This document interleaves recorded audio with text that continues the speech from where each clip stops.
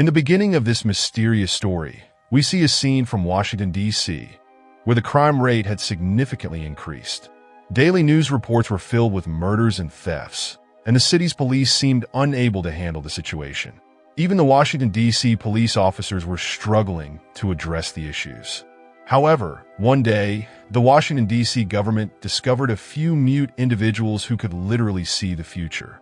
There were 3 such mutes who, using their imaginations and mental abilities, could predict crimes happening in the city. In light of these revelations, scientists conducted numerous experiments and established a company named Precog to assist the police officers. This company had an advanced device that utilized the abilities of the 3 mutes.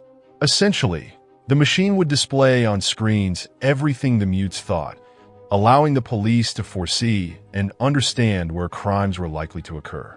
Although the 3 mutes could foresee murders and crimes, their visions were often quite blurry and they did not provide information about locations. Consequently, the police had to analyze the footage to estimate where the crime might happen. By using this method, the police managed to significantly reduce the crime rate. Murders, thefts, and robberies in Washington, D.C. had all ceased, and the credit went to Precog and the 3 mutes. We now see a man named John working at the Precog company. As usual, John was going about his duties in his department when his team, with the help of the mutes, discovered that a crime was about to take place nearby. The vision showed a man about to kill his wife and her lover.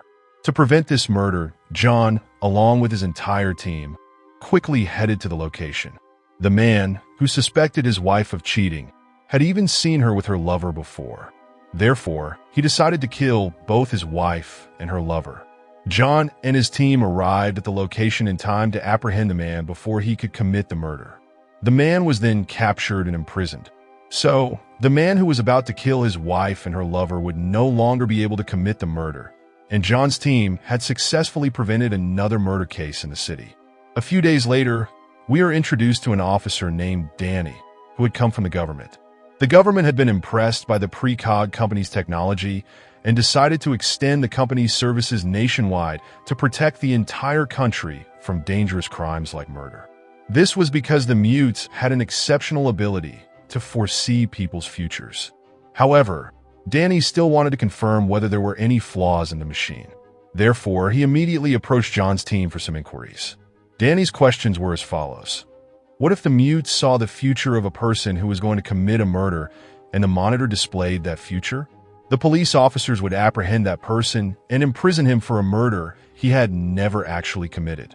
Danny believed that if the person changed his mind at the last moment and did not commit the murder, since the future could always change, then the system might falsely accuse someone. John explained to Danny that the 3 mutes only saw the future of those individuals who had a 100% chance of committing murder. They did not see the future of people who were merely contemplating murder. This was why their department had complete faith in the 3 mutes. Danny then requested to see the 3 mutes in person. As a government employee, his request could not be denied. John and a few officers took Danny to the room where the 3 mutes were kept. The mutes were neither awake nor asleep. Their bodies were kept alive by strange chemicals that ensured their bodies and consciousness remained functional for many years. After observing the mutes, Danny left the room. However, one of the mutes, named Agatha, suddenly grabbed John and began displaying past events related to John on the monitor. John saw some strange things on the screen, but could not make sense of them. At that moment, one of John's colleague officers arrived and put Agatha back into the chemical solution. John couldn't make sense of what he had seen. He was confused about what Agatha was trying to show him. After returning home, John reflected on his past. A few years ago, he had lived with his wife and son. However, one day, when John took his son to the riverbank, his son suddenly disappeared. Despite searching every corner of the city, John couldn't find him. The loss led to marital problems between John and his wife, eventually resulting in their divorce. After these traumatic events, John fell into a drug addiction, spending his days consuming drugs at home. Although he had recently stopped using drugs, his mind was still occupied with the disturbing images Agatha had shown him on the monitor. John realized that Agatha might be trying to convey something important, and the footage shown was likely related to some crime.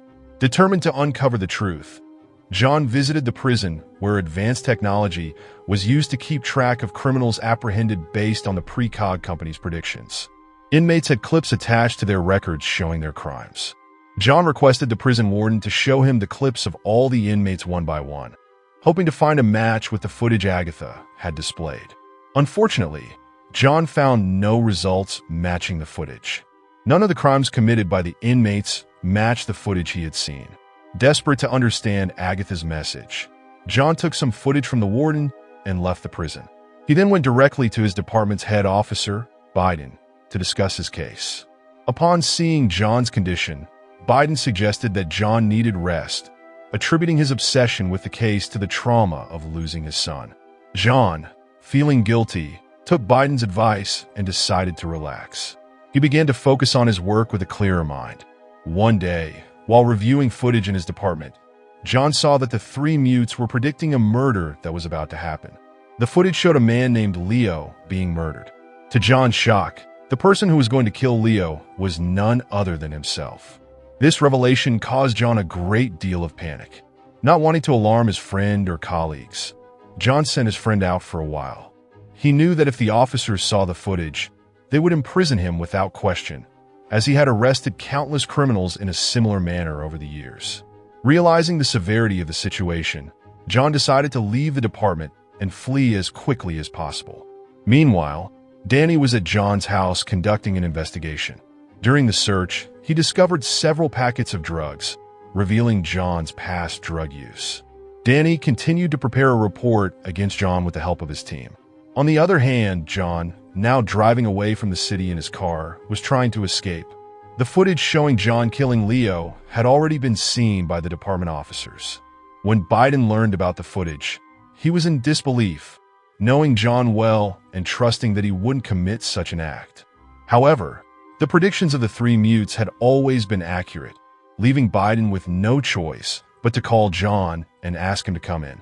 Danny assured John that they wouldn't do anything to him, but John knew the reality.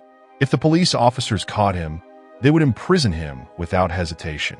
John continued to flee using a flying car, but it seemed that the officers had hacked into his car and had stopped him. The car, which had been hacked and redirected towards the department, was now heading back, but John broke the window and escaped. He fled to a highly advanced area where currency was not used. Instead, purchases were made by scanning one's eyes, which deducted credits from their account. As John scanned his eyes at various shops, his history was logged, and the police quickly learned his location. The officers surrounded the area where John was, telling him to come with them peacefully to avoid any harm. However, John did not want to surrender. He managed to evade capture, astonishingly outmaneuvering the officers who were unable to catch him. John, highly agile and skilled at escaping, continued to elude the officers and slipped away. News of John being a fugitive spread quickly throughout the city, with a strong emphasis on capturing him as soon as possible. Seeking answers, John decided to visit Dr. Emma, the scientist who had developed the precog technology.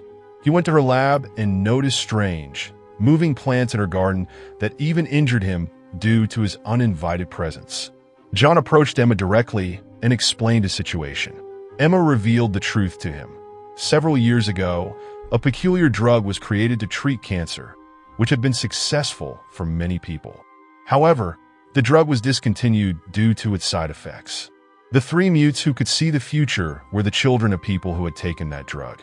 Emma explained that once the mutes were gone, there would be no one left who could predict the future. John then shared with Emma that he had seen himself murdering someone in Agatha's vision. Emma listened but could only confirm that the technology's origin was linked to the drug, and its effects were indeed profound. The connection between the past drug and the future-seeing mutes became clearer, but the exact reason why John was seeing himself committing a murder remained uncertain. Then Emma explains that whenever the three mutants saw the future of a person, it didn't necessarily mean it was the future of this world. There was also an alternate reality. For example, if a person commits murder in our world, the mutants would see this in advance. However, it cannot be confirmed whether the person will commit the murder in this world or an alternate one. After understanding Emma's explanations, John realizes that he might have taken the lives of many innocent people. The criminals he had imprisoned might have been committing crimes in some other reality, which meant those people were serving sentences without having committed any crimes. John was relieved, however, because the visions he had seen, where he was killing someone, might have been from an alternate reality. He now had the chance to change that vision without committing any murder. Emma tells John that he needs to change his eyes and face because the police will easily find him otherwise. Emma informs John about a doctor who specializes in such procedures. John immediately goes to the doctor and requests him to change his eyes and face. The doctor explains that he can replace John's eyes, but he will need to wait for a day to ensure the new eyes are properly fitted. John agrees to this. The doctor then removes both of John's eyes and replaces them with those of another person. If John were to remove the bandages from his eyes, he would be permanently blind. Therefore, John stays at the doctor's place to rest after the operation. Meanwhile, the police officers have gathered and are searching the entire city for John. The officers have advanced technology, including flying drones and small mini-robots that can enter any house and scan eyes. If these mini-robots match the eye prints with John's, they will confirm his location to the officers. Some of these mini-robots enter the house, literally searching for John. John, upon hearing the noise, realized that it might not be the doctor, but someone else. To protect himself, he quickly hides in the bathtub and holds his breath. However, the mini-robots are designed to detect and capture any human body heat, so they manage to find John. But when they scan his eyes, they realize it isn't John, and they leave. John narrowly escapes. Although John's eyes weren't fully settled yet, if even one of the eyes wasn't his, he wouldn't be detected. After several hours, John's eyes are fully fitted. John decides to kidnap Agatha and take her with him. He first goes to a function at the precog company. John had injected himself to slightly alter his face and cleverly makes his way into Agatha's room. He deactivates Agatha's system, removes her, and starts taking her away from the precog company. John needs to extract the vision from Agatha's mind where he appears to be murdering a man named Leo. John calls a hacker friend to help with this task. After considerable effort, John and his hacker friend attach some wires to Agatha's brain to erase some of her memories. John hoped that with time, Agatha's memories would change. Unfortunately, she still has the same memories of John killing someone. John is perplexed as to why this alternate reality continues to show him committing murder when he doesn't want to kill anyone. Now, with the help of the tracking device implanted in Agatha's body, the officers arrive at the location. John quickly takes Agatha and leaves. He doesn't want the officers to capture Agatha and keep her imprisoned, so he is helping her in a way. John takes Agatha to a hotel, which is the same hotel where he is supposed to kill a man named Leo. John wants to understand how this reality could be possible, so he takes Agatha to room 111. After entering, John saw many photos of children on the bed, but among them, he found a picture of his own young son. John, deeply shocked, began interrogating Leo about why he had a photo of his son among the pictures of so many children. After enduring a severe beating, Leo reveals that he had sent all the children away, but John's son was killed in an accident on the way. John, now furious, starts attacking Leo relentlessly. He completely loses control because his only son is no longer with him. At one point, in his rage, John points a gun at Leo. This is the moment Agatha had seen in the future, where John would shoot Leo. However, in this practical scenario, John remains calm and does not shoot Leo. Leo then persuades John to shoot him because it would provide his family with the medical funds they need. John had decided not to kill Leo, but to have him imprisoned. But suddenly, Leo grabs John's gun and shoots himself, falling off the building. John then takes Agatha and leaves the city permanently. He decides to spend the rest of his life with her. And so, our story ends here.